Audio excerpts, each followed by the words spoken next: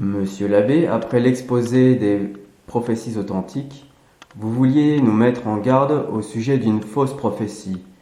Pourriez-vous nous en dire en quoi elle consiste? Effectivement, vous voyez que j'ai passé 40 ans à me pencher sur la Sainte Écriture et sur les prophéties, tout en faisant d'autres travaux en parallèle. Et il se trouve que beaucoup de ceux qui y ont vu en bonne partie clair se laissent tromper d'une autre manière par une fausse prophétie. La première fois que, personnellement, j'ai eu connaissance de ce en quoi elle consistait, ça a été à travers cette plaquette du dit marquis de la Franquerie, Henri le Sage. Donc il n'était pas spécialement marquis ni de la Franquerie, mais enfin c'est ainsi qu'il a choisi comme nom de plume. Et je n'avais aucun a priori ni pour ni contre au départ. On me laissait entendre que ça allait annoncer un grand monarque français. En lisant, c'était même aussi un grand pontife français. Bon, si c'était authentique, réjouissons-nous, tant mieux. Et donc j'ai commencé à compulser cet ouvrage. Et quand j'ai vu qu'il commençait à établir cette pseudo-prophétie sur des textes de l'Ancien Testament que je connaissais très bien, vous comprenez pourquoi, quand j'ai vu la manière dont il les détournait de leur sens qui concernait soit des pontifes et des rois de l'Ancien Testament quant au sens littéral, soit principalement, selon le sens spirituel, le Messie qui devait venir, notre Seigneur Jésus-Christ, qui est à la fois grand prêtre et grand roi, le roi des rois et le pontife des pontifes. Je me suis dit, mais c'est pas possible qu'on détourne d'une façon sacrilège des prophéties authentiques pour les appliquer 2000 ans après leur réalisation à un hypothétique nouveau roi de France. J'étais stupéfait de l'audace, vraiment stupéfait de l'audace. Et il me venait tout de suite à la pensée, mais de quel droit il interprète ces prophéties par son propre arbitre dans ce sens-là, alors que toute la tradition et les pères les appliquaient à notre Seigneur Jésus-Christ. Alors, il y a plusieurs données d'autorité qui montrent que ce n'est pas possible. La première, c'est le premier pape lui-même, Saint Pierre, dans sa deuxième épître, au chapitre 1 et au verset 20, qui dit « Sachez avant tout qu'aucune prophétie de l'Écriture n'admet une interprétation propre, car ce n'est pas par une volonté d'homme qu'une prophétie a jamais été apportée, mais c'est poussé par l'Esprit Saint que les saints hommes de Dieu ont parlé. » L'interprétation de l'Écriture n'est pas libre.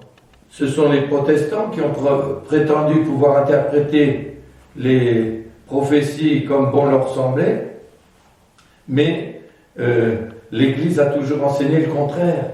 Et en appui avec ce qui avait été déclaré et défini à ce sujet au Concile de Trente, et c'était que on ne pouvait interpréter l'Écriture que dans le sens du consensus des pères de l'Église. C'est pas seulement l'autorité, même pas seulement d'un seul père ou d'un seul docteur, qui dirait pour tel point mon opinion serait ceci ou je pencherais pour cela. Non, c'est le consensus, l'ensemble des pères qui vont tous dans le même sens. Et qu'on doit rejeter tous ceux qui interprètent dans un sens opposé au consensus des pères. Oui. Et suite à cette déclaration du Concile de Trente, il y a eu la profession de foi du pape Pie IV en 1564, où il reprend solennellement cette exigence du Concile de Trente. Et entre parenthèses, elle a été reprise à peu près dans les mêmes termes au Concile du Vatican I, bien entendu. Oui, d'accord. Voilà pour l'interprétation. Alors, ensuite, après le détournement sacrilège du sens des Écritures, il y avait plusieurs, on essayait de citer plusieurs saints, bon, Saint Augustin, Saint François de Paul, etc. Et puis ça va d'une déclaration plus ancienne à une plus récente, jusqu'à prétendre, pour certains, que Maximin Giraud et Mélanie Calva, les deux petits-enfants qui ont eu l'apparition de la Sainte Vierge à la Salette, seraient favorables à cela, et eux aussi croiraient au grand pontife et au grand monarque. On y reviendra plus tard. Mais les textes qui sont annoncés, eh bien, ils sont également détournés. Vous avez un texte de on vous dit Saint Augustin a dit que, mais il n'y a aucune référence. Ouais. On ne peut pas vérifier si c'est authentique ou pas, si la traduction est bien faite ou pas. Quel est le contexte? Parce que quelquefois on vous cite, oui, c'est dans Saint Augustin ou c'est dans Saint Thomas, mais et vous l'y trouvez, mais Saint Augustin cite un hérétique qui dit quelque chose, et puis après il le réfute. Ou Saint Thomas, c'est dans les objections de la Somme, il cite une objection, puis il la réfute. Et alors on vous dit, on vous prend l'objection ou quoi, comme si c'était Saint Thomas ou Saint Augustin qui le dit. Donc il faut vraiment se méfier. Oui. Dès qu'il y a quelque chose qui semble, comment dire, aller contre les données du catéchisme et les données essentielles qu'on connaît bien et autres, qu'on prétend attribuer à tel ou tel père ou à tel docteur ou à tel auteur qui a autorité, eh bien, il faut toujours aller voir le contexte. Vous comprenez que si les hérétiques n'ont pas cessé de détourner l'écriture en l'interprétant mal, en changeant la traduction, et là, malheureusement, ce qu'ils font dans cette thèse, ils les imitent, puisqu'ils détournent aussi des prophéties qui concernent notre Seigneur pour les appliquer 2000 ans après leur réalisation à un hypothétique roi français qui devrait encore venir. Donc c'est énorme. Oui. Et entre parenthèses, je peux déjà le dire, ça ressemble comme deux gouttes d'eau aux talmudistes qui, eux aussi, prétendent que ces prophéties de l'Ancien Testament ne sont pas encore réalisées, mais qu'elles concernent un roi futur, leur Messie qu'ils attendent. Vous voyez le parallèle. Et ce qu'ils attendent aussi, c'est un Messie temporel, avec un règne temporel, où ça soit comme une période paradisiaque sur la terre. Bon, on verra pourquoi ils confondent les prophéties qui concernent le premier avènement de notre Seigneur et celles qui concernent le second avènement. Celles qui concernent l'Église militante et celles qui concernent l'Église triomphante au ciel. Alors, plus récemment, on m'a cité un autre ouvrage de M. Guillaume Rémy sur Paul Sauser et autres prophéties, qui ne fait que reprendre justement ce qu'a dit celui qu'il appelle lui-même son maître, à savoir le marquis, ou le supposé marquis de la Franquerie, en fait, Henri le Sage. Bon. Alors, on pourrait résumer la chose suivante. Louis-Hubert Rémy est le grand chantre du grand monarque et Holzhäuser est son prophète. Alors on va voir de quel prophète il s'agit. C'est soi-disant un prophète complètement inspiré et auquel il attribue une inspiration vraiment au sens fort, puisqu'il cite un autre auteur qui dit que, à côté de l'interprétation géniale et inspirée d'Holzhäuser, toutes les interprétations précédentes de l'Apocalypse, c'est du travail de novice à côté. Bon. Mais il devait sans doute pas savoir que saint Ambroise a fait un commentaire de l'Apocalypse. Comme novice, on fait un peu mieux. Saint Augustin, lui, n'a fait qu'un exposé rapide en quelques prédications de certains points de l'Apocalypse, mais il l'a fait aussi. Oui. Il y a 2 exposés de saint Thomas à ce sujet. Le premier qui avait été demandé à saint Thomas par le pape et qui est principalement adressé à des évêques, et donc qui, en quelque sorte, tire les leçons qui peuvent être utiles à des évêques. Et le deuxième, c'est comme une reprise du premier, en s'adressant à tout le monde, d'une façon plus élargie. Donc, voilà. Et donc, dire qu'en dehors d'Holzhäuser, c'est que ça vaut rien, ou c'est élémentaire, c'est déjà ne pas connaître les véritables interprètes, une fois de plus. Bon. Ouais.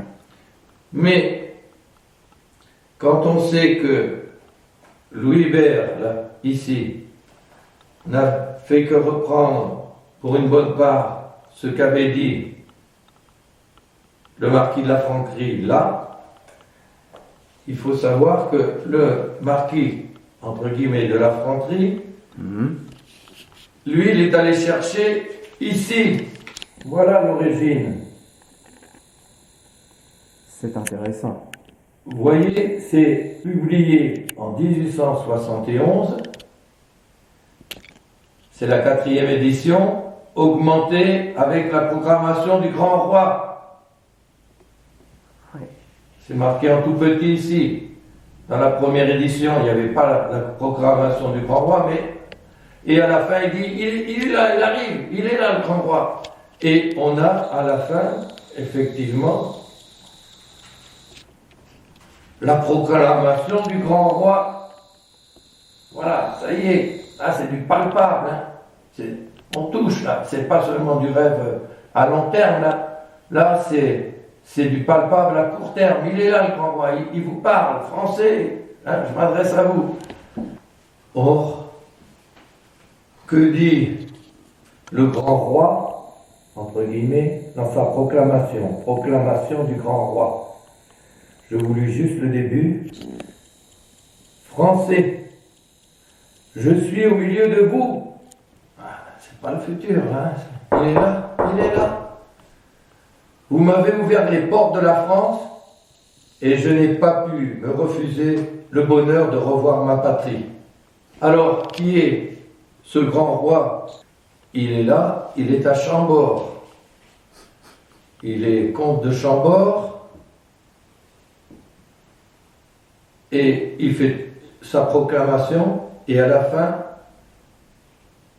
Français, Henri V, c'est lui, ne peut abandonner le drapeau blanc d'Henri IV. Henri, Chambord, le 5 juillet 1871. Quelle est la conjoncture politique qui permet une telle déclaration à cette date-là et pour laquelle tout ceci a été fabriqué pour faciliter l'acceptation. Eh bien, depuis la Révolution, alors que la monarchie française était stabilisée depuis déjà 13 siècles, ça a été la plus longue monarchie, on peut dire, qui est connue. Dès qu'elle a été ébranlée par la Révolution, les États n'ont pas tenu. Ça a été la Première République, l'Empire, la Révolution mise de côté par l'Empire, avec Napoléon, et puis il y a à nouveau la Restauration, et puis Napoléon III qui se fait élire d'abord comme président de la République, puis qui fait un coup d'État, et puis qui fait le Second Empire, et puis le Second Empire, eh bien, il finit justement en 1870 par la défaite de Sedan. Les armées de Napoléon III sont encerclées, etc. Et il est obligé de capituler. Et alors, à la Chambre des députés, il y a une majorité de royalistes. Et c'est eux qui réclament le retour du descendant le plus proche dans la lignée, à savoir le comte de Chambord, fils de Charles X. Et donc, c'est vraiment palpable, on est prêt à le déclarer roi, le Parlement est prêt à le déclarer roi. Seulement, ils ont déjà été imprégnés par les idées révolutionnaires et autres, et donc à ce moment-là, eh bien, ils veulent bien d'un roi, mais un roi parlementaire. Donc un roi qui sera plus une figure symbolique comme ça peut être actuellement le cas en Angleterre ou en Espagne, mais qui ne gouverne pas vraiment.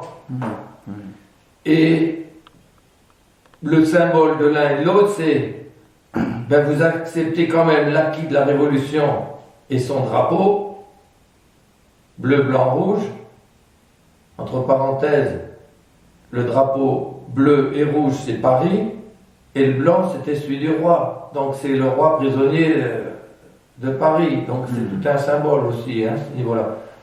Alors, vous voyez, à la fin, il dit, Henri V ne peut pas repousser, abandonner le drapeau blanc de Henri IV. Et tout le monde sait que c'est à cause de cela, enfin ceux qui connaissent cette période de l'histoire savent que c'est à cause de ce refus du drapeau tricolore et du maintien du drapeau blanc que du coup ça ne s'est pas fait. Mais c'est pas seulement une histoire de drapeau, c'est ce que ça représentait. Ou vous acceptez de devenir un roi diminué, parlementaire et sans grand pouvoir, et donc c'est pas vraiment la restauration de la royauté, ou bien vous voulez restaurer les choses comme l'en fait déjà votre père, Charles X, etc. Mais ça, la France n'est déjà plus prête à l'accepter, au moins au niveau de cette chambre qui est pourtant en majorité royaliste. Bon, c'est toutes les contradictions. Donc voilà, tout ça c'est fabriqué là-dessus. Alors, qui dit prophétie, dit prophète. Et donc, leur grand prophète, parce que pour lui c'est pareil, il est le premier à s'appuyer sur Holshäuser. Leur grand prophète, c'est Holshäuser. Alors, je pourrais donner plusieurs autres explications plus longues, mais allons tout de suite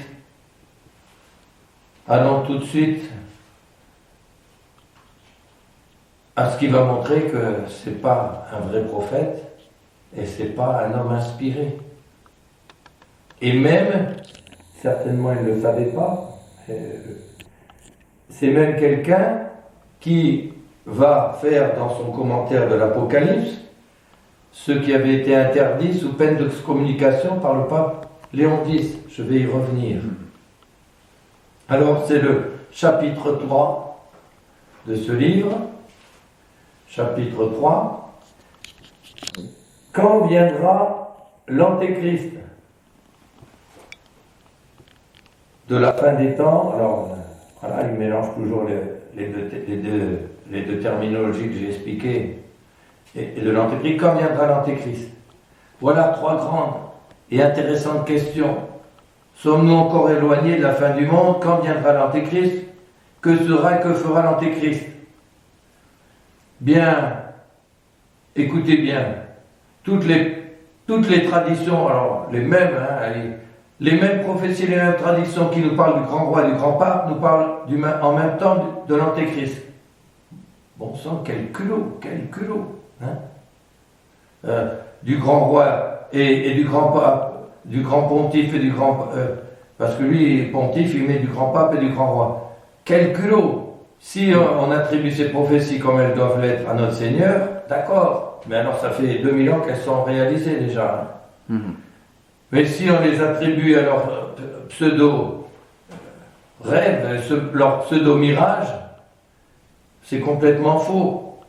Alors la prophétie traditionnelle,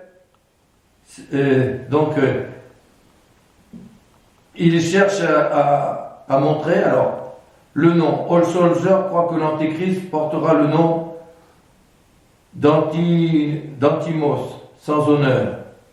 Bon, il fait ça à partir du chiffre 666 parce que comme les lettres grecques servaient aussi pour donner les chiffres, donc voilà, il y en a d'autres qui donnent d'autres noms, etc.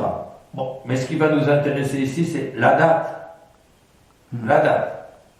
Alors, c'est il y a dans longtemps ou pas. Alors, ce qu'il faut bien remarquer, et il le répète, c'est suivant donc la Franquerie et Louis Hubert à leur suite, ils répètent tous la même chronologie.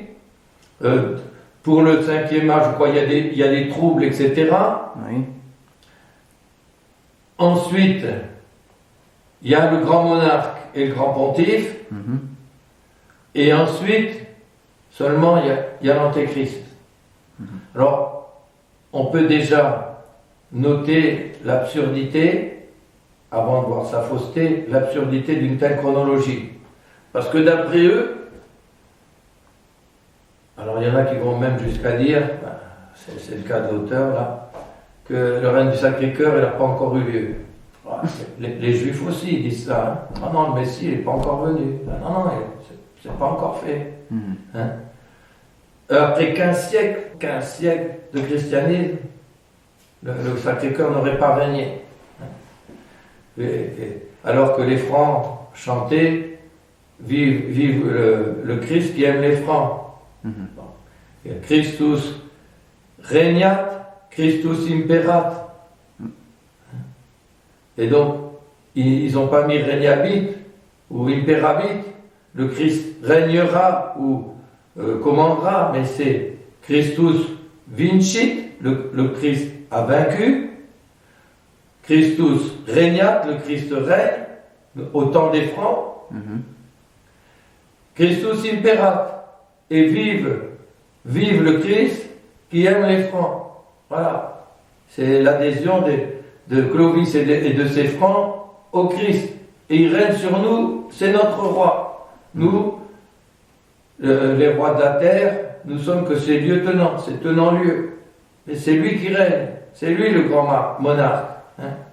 Et il règne déjà. Ah non, d'après eux, non, c'est encore pas fait. Le règne du Sacré-Cœur, c'est seulement pour après. Alors, il faut déjà le faire. Mais, d'après eux, ce grand pontife et ce grand monarque vont donc amener un temps idyllique où la foi va être répandue partout, etc. les ennemis seront complètement anéantis et autres, ça sera pratiquement le paradis sur la terre. On sera à un degré de vertu, de grandeur spirituelle, etc., comme il n'y en a jamais eu sur la terre. En plus, ils disent, mais ça ne durera pas longtemps parce que dès que ce pontife sera mort et ce grand roi sera mort, c'est l'Antéchrist qui vient après. Alors, faut croire que, que ce royaume et ce pontificat n'ont pas été aussi idylliques que ça, puisque ils sont tellement fragiles que dès qu'ils meurent, non seulement ça se délite très rapidement,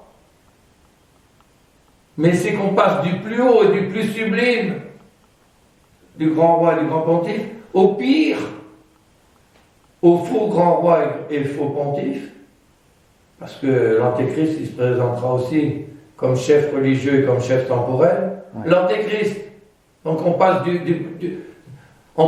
de l'époque calamiteuse qu'on connaît là, au sommet magnifique, tout d'un coup, comme ça, de ce pontificat et de ce règne mirifique. Ouais. Puis il est tellement peu solide et tellement fragile qu'à peine ils sont morts, non seulement ça s'écroule, mais on passe aux choses, la pire qu'on peut attendre, c'est l'Antéchrist. Alors retenez bien cette chronologie. Oui. L'Antéchrist vient pas avant le grand pontife et le grand monarque. C'est repoussé après. Le grand pontife et le grand monarque, dans leur chronologie, c'est le 6e âge et l'Antéchrist, c'est le 7e. Bon, alors, que dit leur grand prophète, Holshäuser? Écoutons le sourcier du marquis nous expliquer comment s'y prend Holshäuser pour nous dire quand l'Antéchrist va venir. La date. Ouais, ça intéresse tout le monde, hein. Ah, attention, hein. Il est tellement inspiré que tous les autres commentaires qui précèdent, mais c'est du pipi de chat à côté, quoi. Hein. Pauvre saint Thomas, pauvre saint Ambroise, pauvre saint Augustin. Hein, alors peut-être celui qui a écrit cela ne savait pas que saint Ambroise et saint Thomas en avaient rédigé, mais donc il a au moins parlé d'une façon ignorante, et au moins sur ce plan-là. Et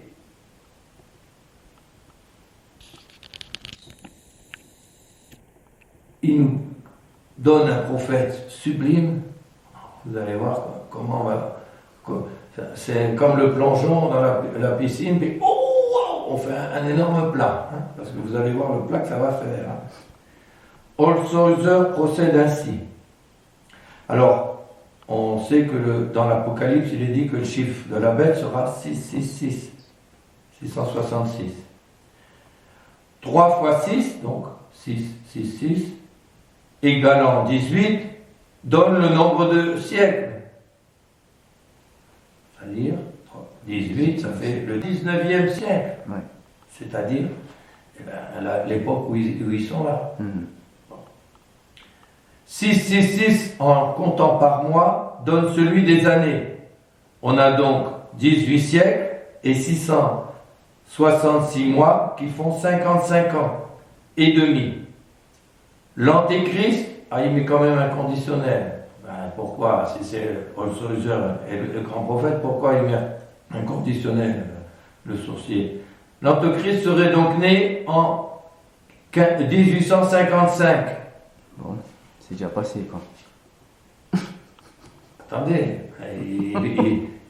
peut-être qu'il vit 200 ans. Ah oui, c'est 666 mois ou 55 ans et demi, donnant aussi la durée de sa vie. L'Antéchrist, né en 1855, doit donc mourir en 1911, après 1260 jours d'empire satanique.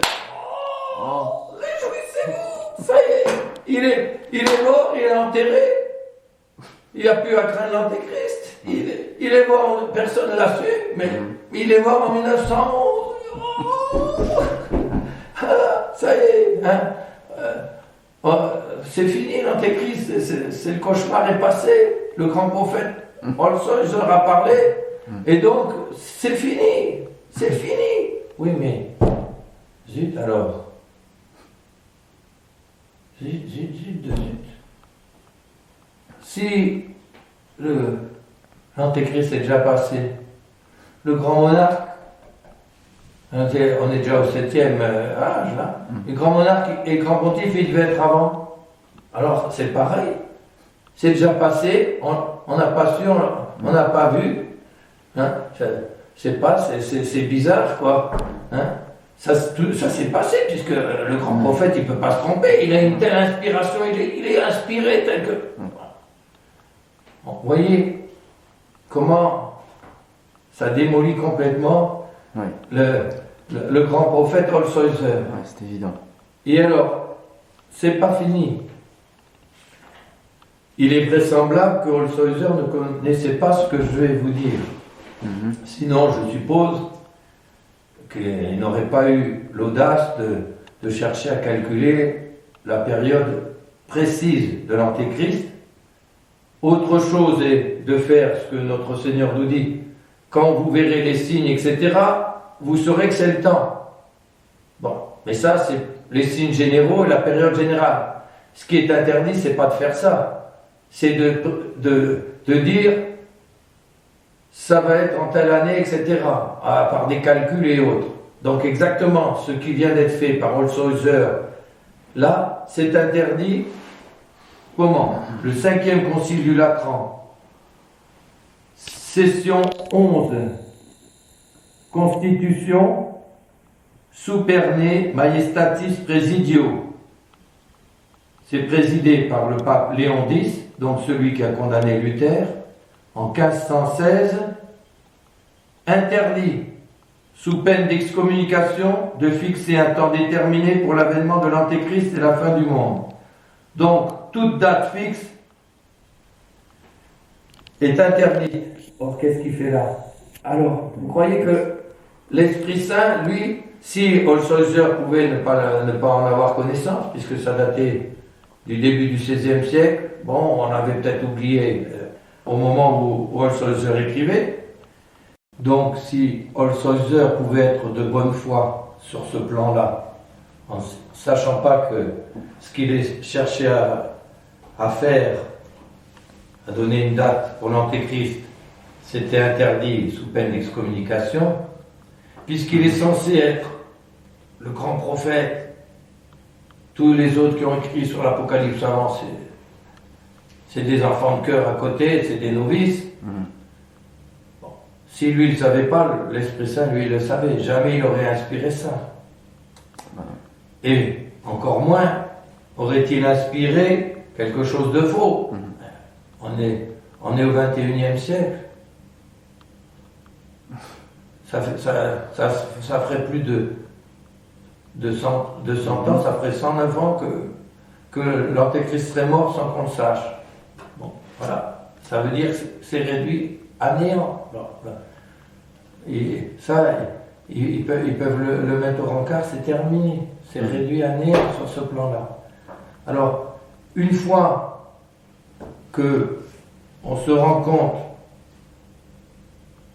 déjà du détournement sacrilège, du passage de l'Écriture, que en plus, le soi-disant grand prophète sur lequel il s'appuie s'est complètement trompé, il reste déjà plus grand-chose. Alors on va chercher des déclarations de tel ou tel sur grand. Moi, je pourrais en faire autant. Louis XIII, au début, n'avait pas d'enfant mâle, donc n'avait pas de fils pour lui succéder. Alors il a demandé des prières à toute la France pour qu'il y ait un héritier.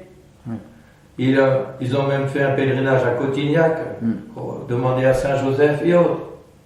Et alors, il y a un frère, le frère Fiacre, qui a été inspiré et qui a dit « Rassurez-vous,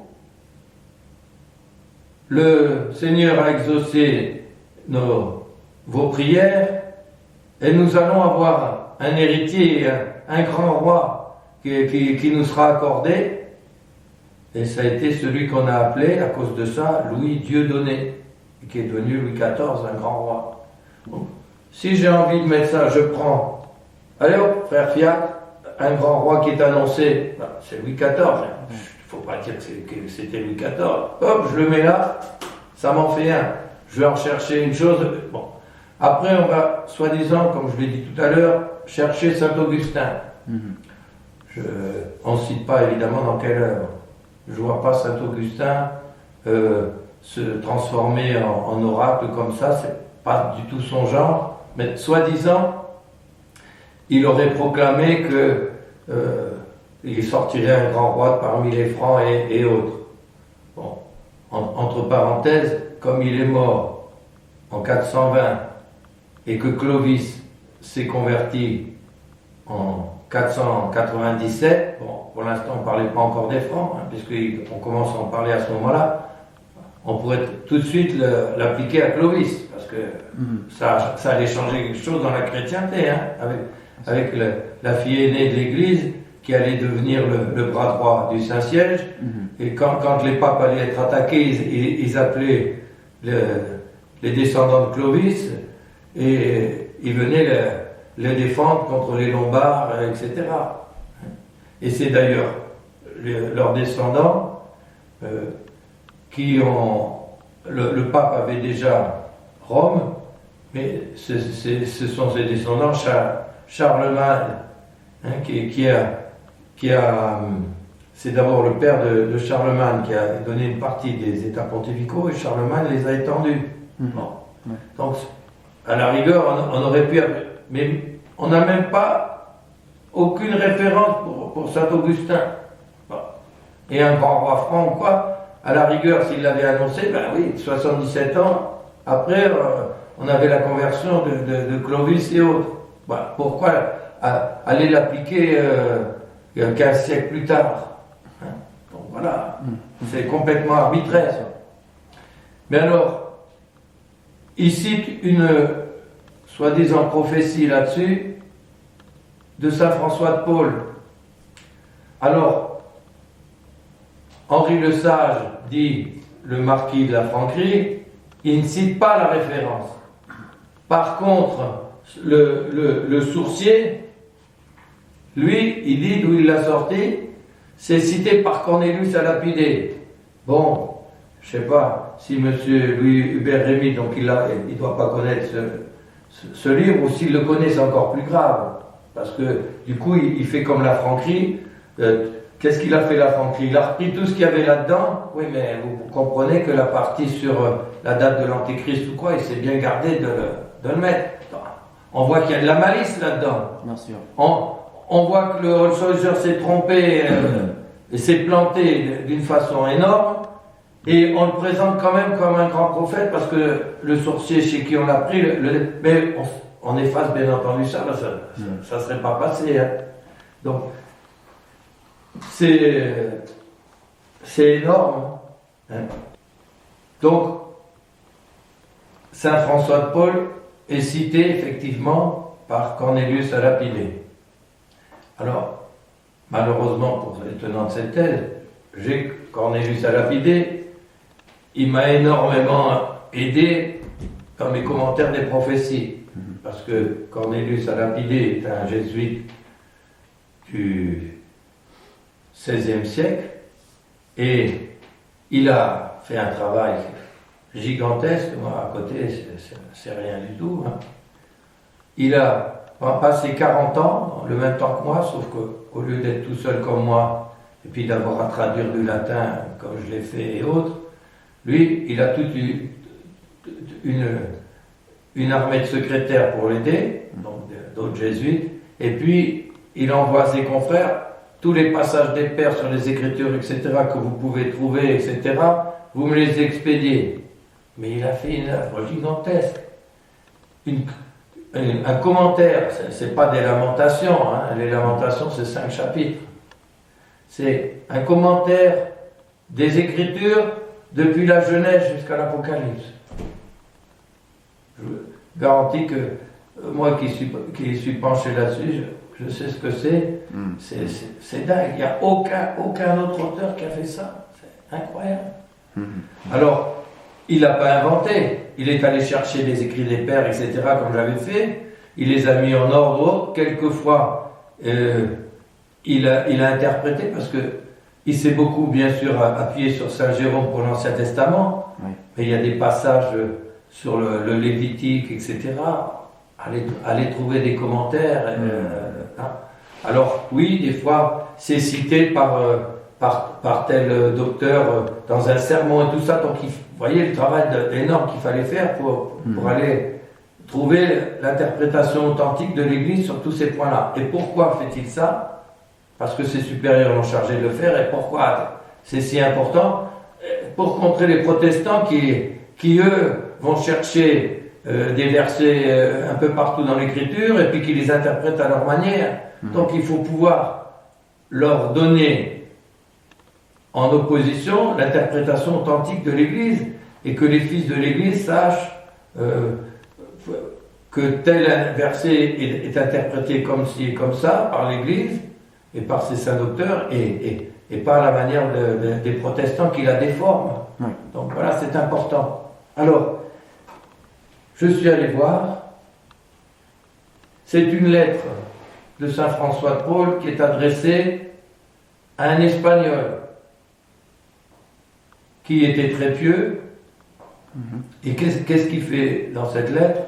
Il annonce un ordre religieux qui est un petit peu comme les ordres militaires qui avaient défendu le Saint-Sépulcre et autres. Oui. Hein? Donc, l'ordre de Malte, hein? Bon, etc. Et la nouvelle milice que chantait aussi Saint Bernard, oui. Donc les Templiers. Voilà. Alors, et il annonce que il va y avoir un prince, etc., qui va chasser les musulmans et autres. Bon.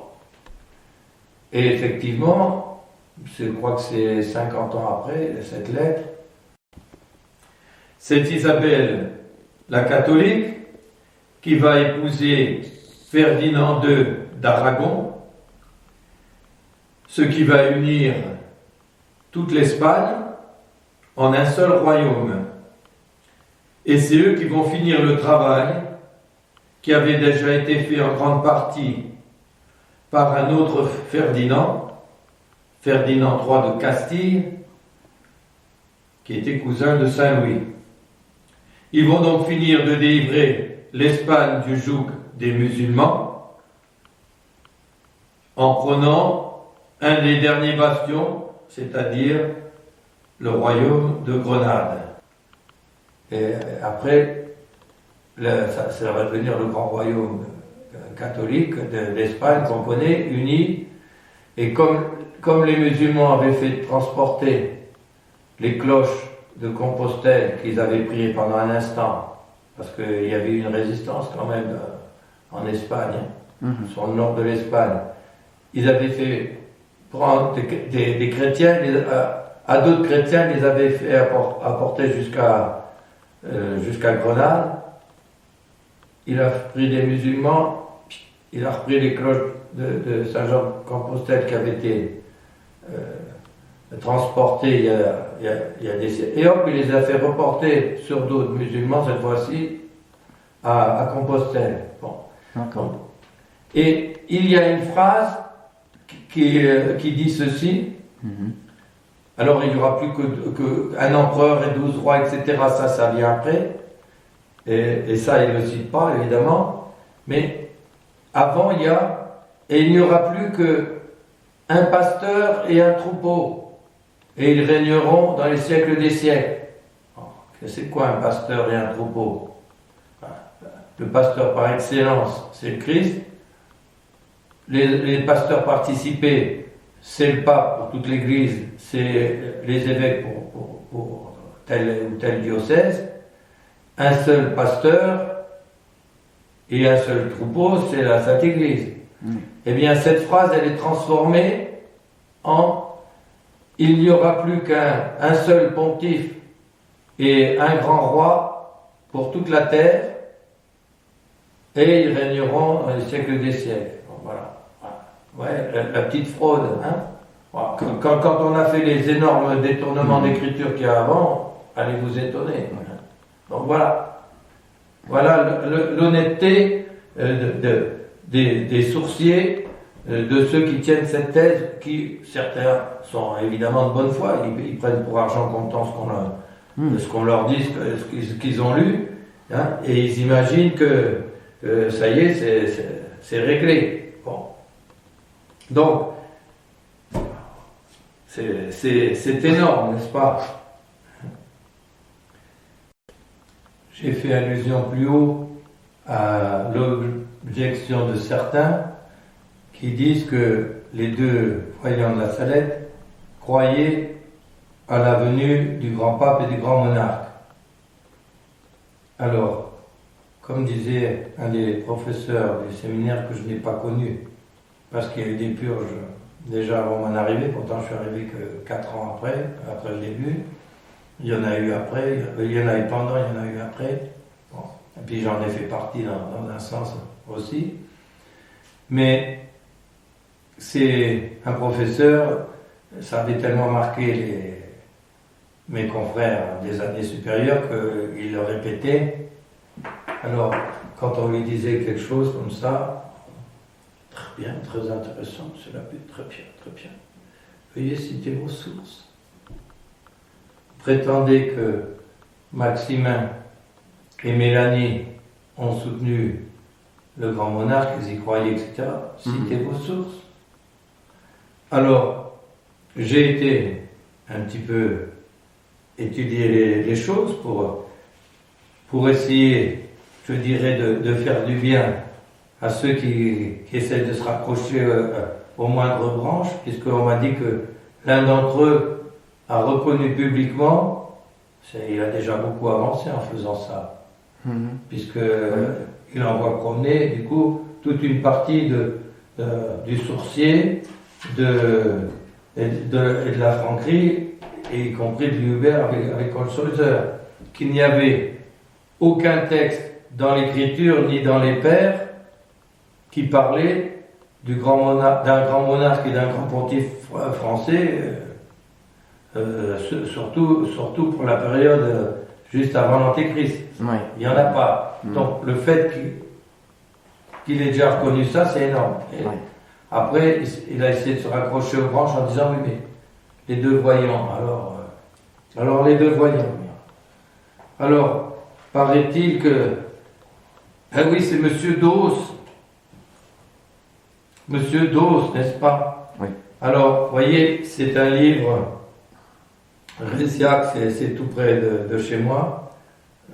En fait, c'était Monsieur Kaiser, qui est maintenant décédé, qui était imprimeur entre parenthèses des éditions de Saint-Sénéré, qui était juste à côté. Oui. Et puis après, il a fait sa propre maison, et au lieu de mettre Kaiser, il a mis l'inverse, Résiac. Bon.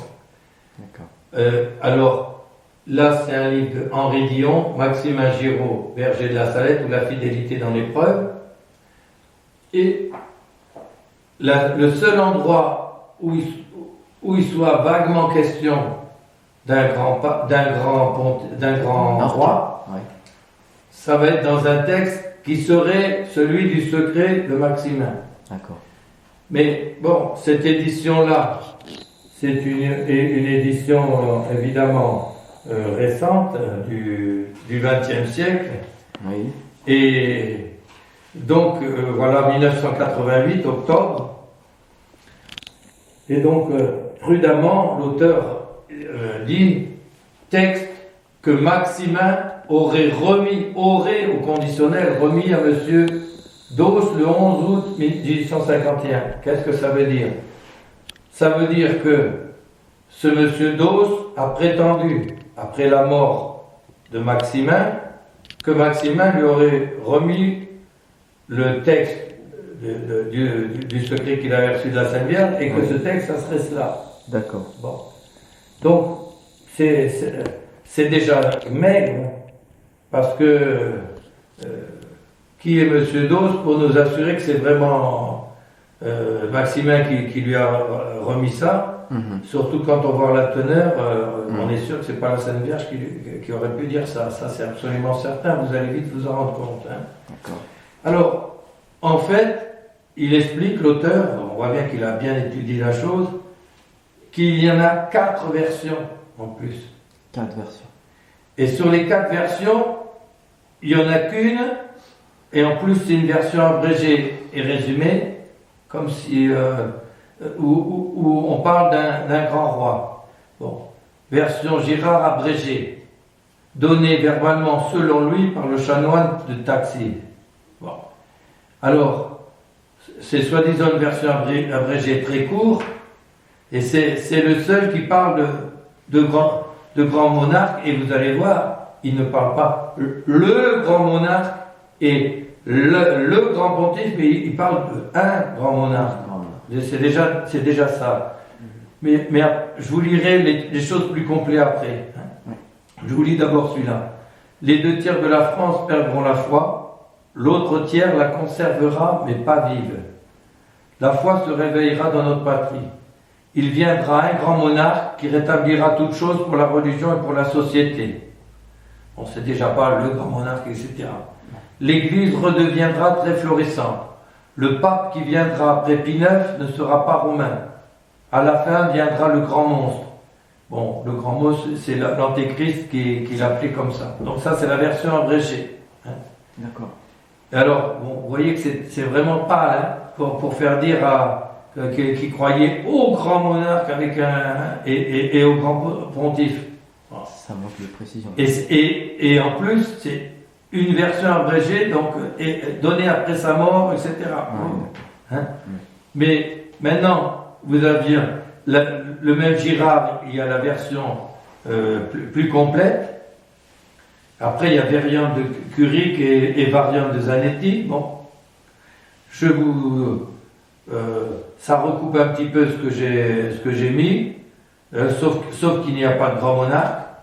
Une nation protestante du Nord se convertira à la foi. Par le moyen de cette nation, les autres nations reviendront à la foi. Le pape qui viendra après, celui-ci ne sera pas romain.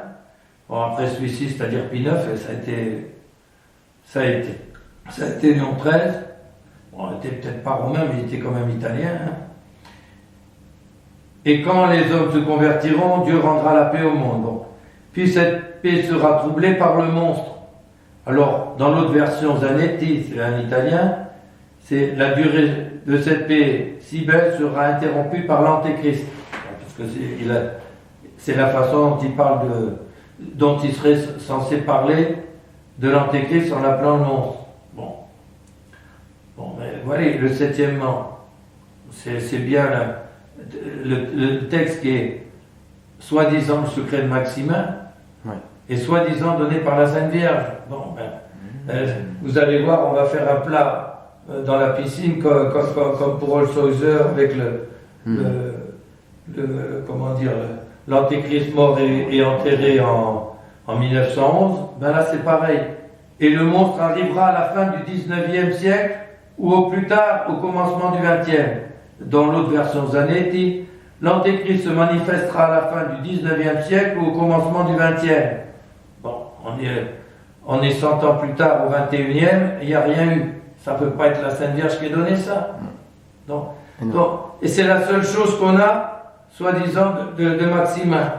Maximin croyait au grand monarque, tout ça. Non, il n'y a aucune preuve. Et la seule chose qu'on essaie de lui attribuer, ça fait pchit. Et non seulement ça fait pchit, mais ça jetterait le doute si c'était vraiment lui sur son honnêteté, du coup. Hein. Donc voilà. Alors après, on nous dit oui, mais il y a des passages de lettres de Mélanie. Bon, alors c'est pareil, dans les passages de lettres, certains ont fouillé pour essayer de trouver quelque chose. Alors, c'est pareil, c'est la même époque que ce que je vous ai cité plus tôt. Il y a la révolution, il y a l'instabilité, etc. Et une partie des catholiques, eh bien, souhaite à bon escient qu'il y ait un retour de la royauté, comme il y a déjà eu une première restauration, qu'il y en ait une, qu'enfin ça se restabilise, que la religion catholique et le Christ soient remis à leur place, et que ça se restabilise et que la France redevienne vraiment ce qu'elle est, c'est-à-dire la fille aînée de l'Église. Hein? Alors on lui dit, alors le grand monarque, vous qu'est-ce que vous en pensez? Alors, elle ne cherche pas à savoir si... Parce qu'on lui dit, mais il y a des prophéties, etc. Bon, comme nous, on nous l'a dit, il y a des prophéties. Bon, Mélanie, elle n'avait pas de documents pour vérifier s'il y avait vraiment des prophéties ou pas. Alors elle dit, bon, à ces prêtres qui vont tous dans ce sens-là, puis qui lui demandent, qui s'intéressent à elle et au secret, puis qui lui demandent. Alors elle dit, moi, de grand monarque, j'en ai pas vu. Mais en tout cas, s'il doit en venir un, ça sera forcément après les grands événements, et si la France se convertit. Ouais. Et d'autre part, c'est pas les choses humaines qui pourront ramener un roi à la France, c'est le bon Dieu. Et alors, après, c'est encore des passages trouvés par notre inénarrable Civis Pacem, hein, et on va voir que la teneur de ce que dit Mélanie est complètement différente de ce que prétendent. Hein. Quand la France sera catholique, elle voudra un roi forcément catholique. Ouais. Mais pour l'instant, c'est pas le cas. C'est pas le cas. Alors, ça c'était une lettre du 29 janvier 1883 au chanoine de Bran. Alors là, ça en est une autre, le 14 avril. Quand il sera temps, le bon Dieu procurera à la France la personne qu'il lui faudra. Pour le moment, la France, elle ne veut personne, pas même le bon Dieu. C'est une autre teneur. Hein. Un autre extrait d'une lettre de Mélanie au chanoine de Bran. Elle l'écrit à Corps le 18 septembre 1884. Nous avons aussi parlé, elle parle au chanoine de Bran d'un autre abbé qui posait toujours des questions là-dessus, le grand monarque, machin, hein. Alors, parce que vous voyez bien, 1884, quoi, donc c'est après que ce livre a été répandu partout, avec 4 éditions et machin. Alors les gens se disent, bon, ça a l'air impressionnant, bon. Et on n'est pas encore à l'échéance de 1911, donc pour l'instant, on ne voit pas la supercherie, enfin, bon. Alors, nous, c'est-à-dire l'abbé Rigaud et Mélanie, nous avons parlé de son roi. C'est-à-dire de celui qui pense être. Donc, son roi, ça veut dire. Son roi, lui. Ça veut dire ce que ça veut dire. Ouais. De son roi légitime. Et aussi qu'il était protestant. Et il me dit que cela ne faisait rien qu'il fût ou eût été protestant. Que Clovis était bien protestant ou infidèle. Et il se convertit. Je lui ai dit que du temps de Clovis, c'était différent.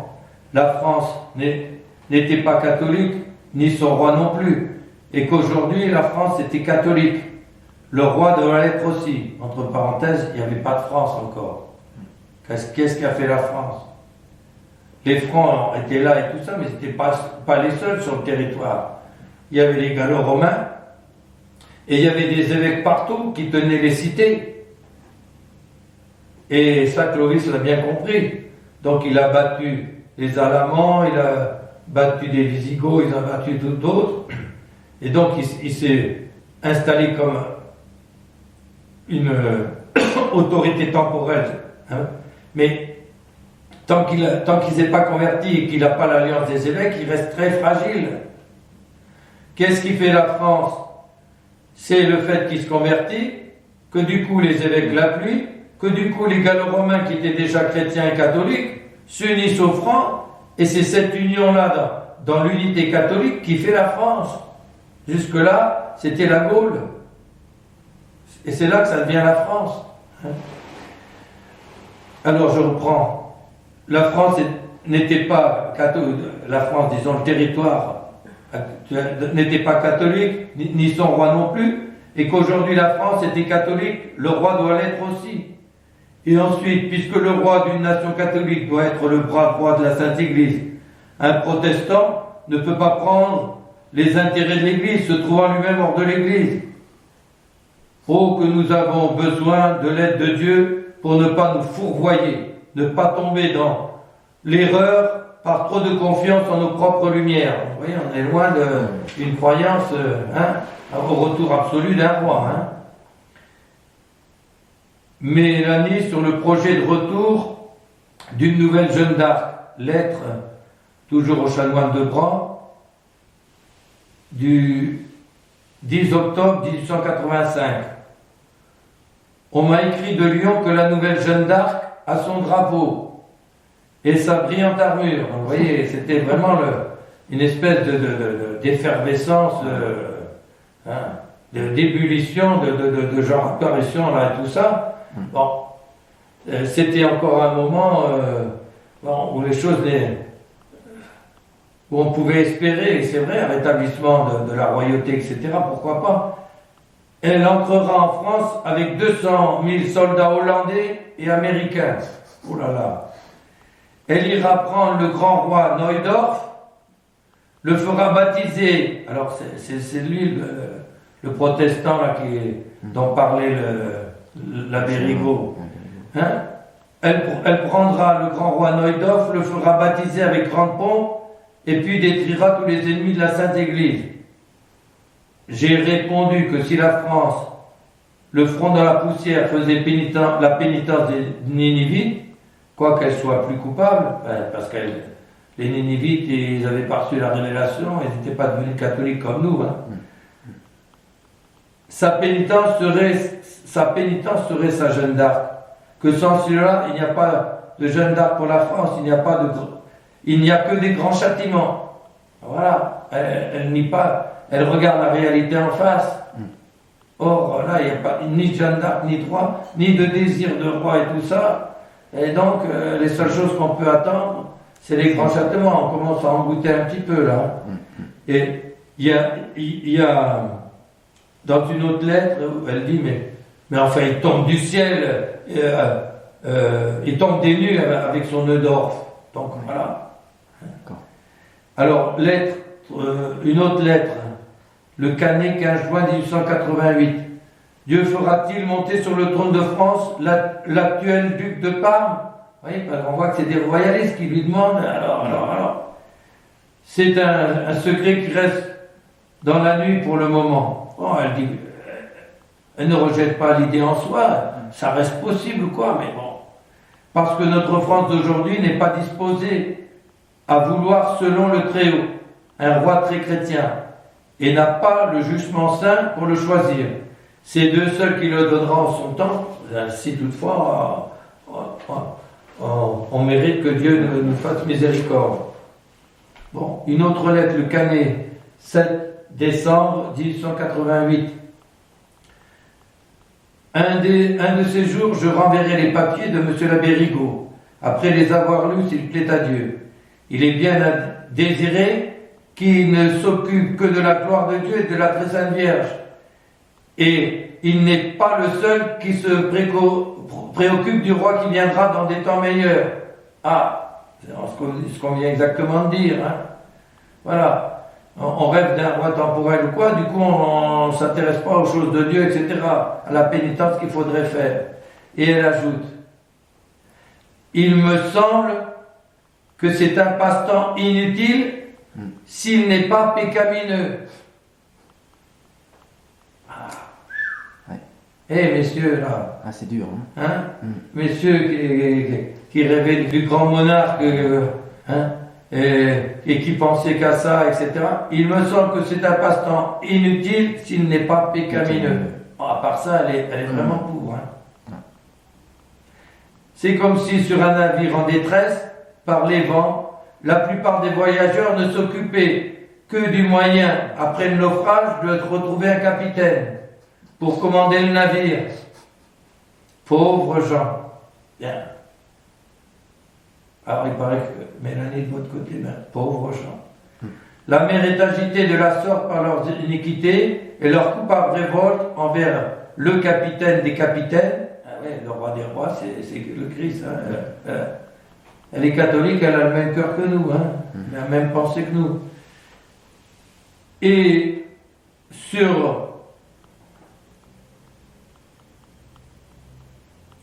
au lieu de s'amender, de demander humblement pardon pour soi en première ligne et pour tous les passagers, et de faire tout leur possible pour les exciter au repentir, ils perdent leur temps qui leur devrait être si précieux et si court à des recherches inutiles. Voilà, sur ceux qui l'harcèlent avec ces histoires de roi qui doit revenir, etc. C'est pas que ça soit une mauvaise chose en soi, mais on n'est pas dans... Alors, c'est exactement ce qu'elle dit aussi, elle. Lettre du 31 août 1901. Oh, tiens. Il fallait un civis pacem pour nous trouver ça. Oh là là, qu'elle est proche de nous, notre Mélanie. Ah oui, le commentaire, l'alimentation. Hein? Oui. Le 31 août 1901, elle n'est pas loin de son trépas.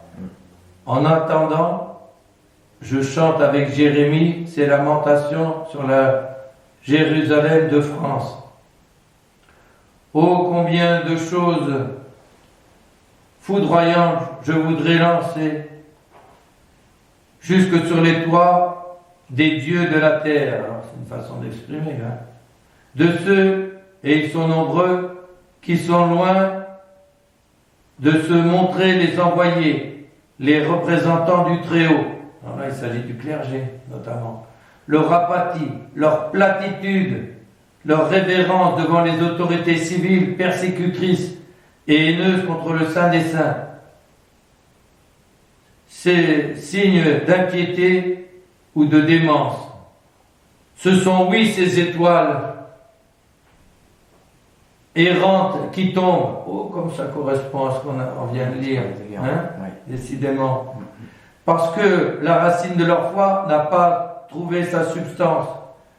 La foi sans les œuvres est une foi morte.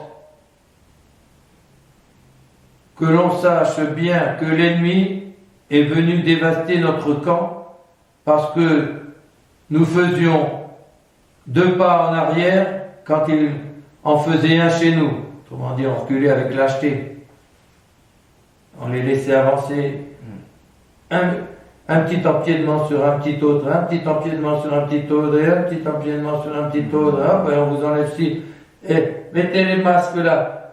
Attention, confinement. Hein, et puis alors maintenant, vous n'aurez plus que 15 personnes dans les églises. Et puis, si vous obéissez à ça, on vous a un point après l'autre. Et où sont ces capitaines? Les vrais chrétiens défendraient leur foi, leur religion, la Sainte Église. Ils ne voient point de tête, pas de chef. Au contraire, ces bons chrétiens entrevoient, distinguent leur capitaine qui fusionne avec les ennemis de nos saintes croyances. Pauvre peuple de France. Donc voilà quelques extraits des lettres de Mélanie. Merci, monsieur l'abbé.